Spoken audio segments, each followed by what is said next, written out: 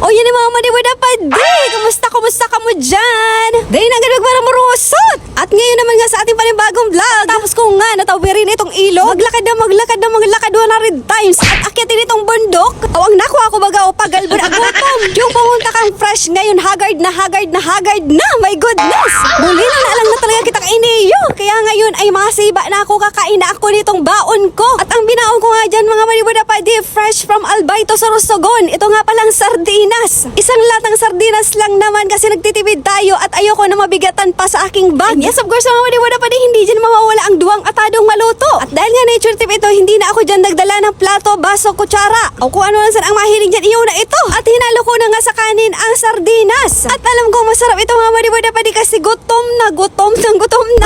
Malinaw na alang. Kahit ano naman talagang pagkain, basta gutom ka, talagang sasarap yan. At sobrang nakakapagod naman talaga yung nilakad ko papunta dito sa waterfalls na ito. Sa Mario Joseph. First bite mga madiwada pa di talaga naman masarap ang sardinas. Ito yung ulam na hindi nakakasawa. Pecha de peligro, nandyan siya. At kapag naman may bagyo, present na present siya. Kahit na malansa. Talaga namang masarap naman talaga, di ba mga madiwada pa di? By the way nga pala mga madiwada pa di, kung hindi mo pa napapanood ang video na ito, itong vlog ko ito dito sa Sorsogon, panoorin mo na. Hindi ko na nga pala sinama itong vlog na ito doon sa naunang video kasi Sus Maria Joseph na harla ba unawa ng video an. O tapagal-pagal na voice over flower. At sa mga oras nga niyan, marami naliligo dyan sa Tuba Falls. Lang doon sa Sorsogon.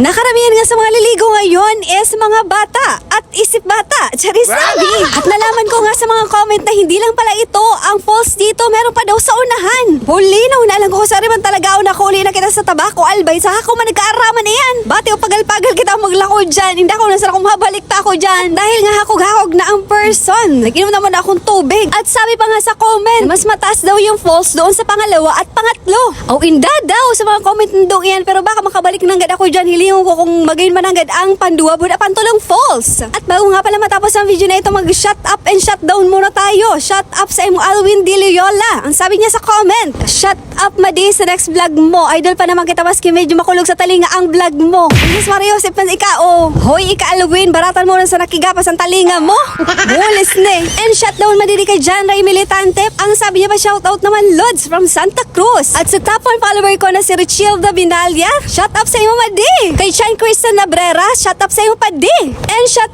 down din dyan sa taong namimiss ko. Charis, hulino na lang. At kung sino ba magpapa-shut down dyan, shut up ano pa yun mo. Charis, ay masasabi ko lang sa mga oras yan, bitin ako sa rong atadong maluto. By the way mga madiwada pa di, kung hindi mo pa nga pala napapanood ang ating vlog dito sa Tuba Falls, dun sa Sorsogon, panoorin mo na. At mga madiwada pa di sa mga sunod naman nakabanata ng pag-ambag na libag ni Heart Evangelista ng Kobo. Hulino na lang.